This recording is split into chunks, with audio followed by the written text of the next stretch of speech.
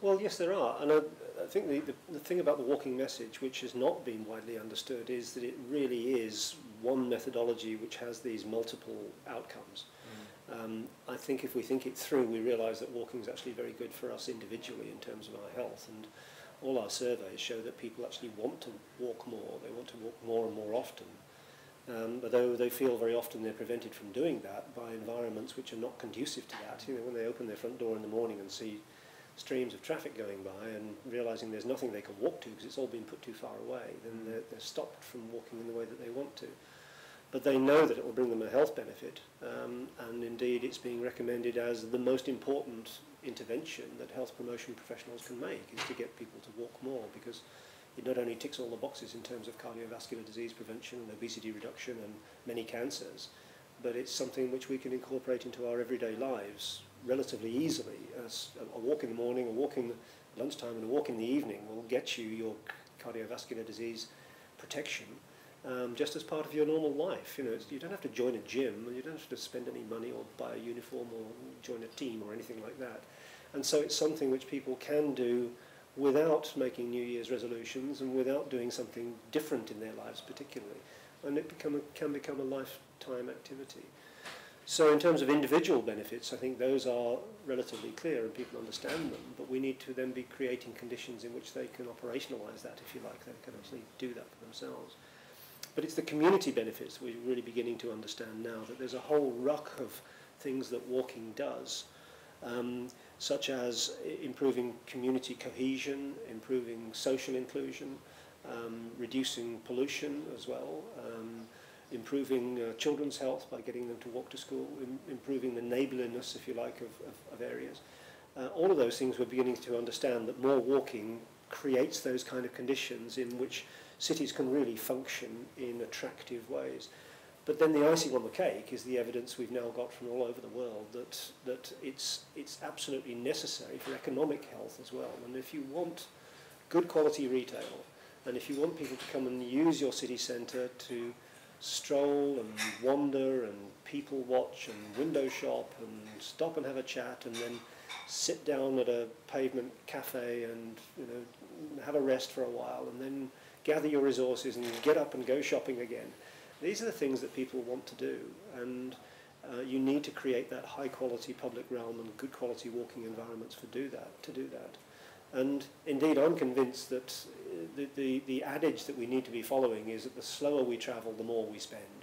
And the purpose of our city centres should be to create friction, if you like, that will slow us down and shake the money out of our trouser pockets and handbags into the local economy, rather than speeding it through at 60 kilometres an hour on to spend at the next destination. So for me, it's this one methodology which brings these multiple outcomes, which is really important for communities to realise that almost all of the things they try to do in terms of delivering high quality environment for their citizens rely on good walking conditions. I mean, you can't have a city health plan without good walking conditions, and you can't have a city tourist plan without good walking conditions.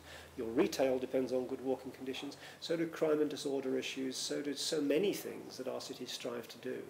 And yet they frequently don't realise that walking is not something that you should ghettoise in the transport department or put in a silo and to be dealt with by engineers, but is a whole of council effort that will actually bring benefits to all manner of interventions that council is making. So I guess that's probably the next thing, is how do you get that message out there? Or are you finding people are receptive now to that message? The extraordinary thing over the last 6 or 7 years is that public opinion is changing very quickly, professional opinion is changing very quickly. And I'm finding in the work that I do that there was a time when people thought that walking was somehow a little, talking about walking was a little radical or a little strange or a little off-centre. And now in 6 or 7 years that has shifted to a point where people really see this as mainstream. The issue now, I think, is not so much persuading people that this is significant, but giving people the feeling that they can implement these changes and also gain the kind of strategic or political leverage to make sure that they happen. Well, many of the issues relating to climate change seem so full of despair that there is this danger that we move from ignorance just a few years ago to a position now where we think this is going to overwhelm us and there's nothing we can do about it, so we might as well just lie back and let it happen. And many of the changes are indeed relatively long term, and it might be as individuals we feel that we can't make a difference over the short term. But there I think the walking message is a really positive one, because it is something that we can do as individuals. It doesn't involve huge infrastructural changes. It can be done relatively quickly. And, above all, it can make a tremendous difference very quickly. Because if you think of many cities in the world have more than a quarter of their car trips are 2 kilometres or less. And these are precisely the sorts of trips that can be walked or indeed cycled.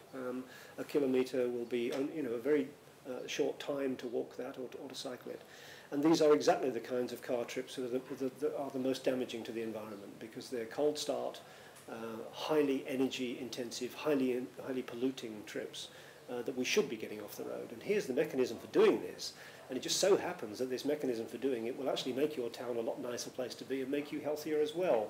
So here's something as an individual that's a good news story about climate change. We can start to make very rapid cuts in the amount of greenhouse gases we're emitting through transport, which of course is the fastest growing source of greenhouse gas emissions. And we can do that relatively quickly by making this change in our own individual life, or perhaps the lives of our schools or our kids or our workplaces or our towns, relatively straightforwardly.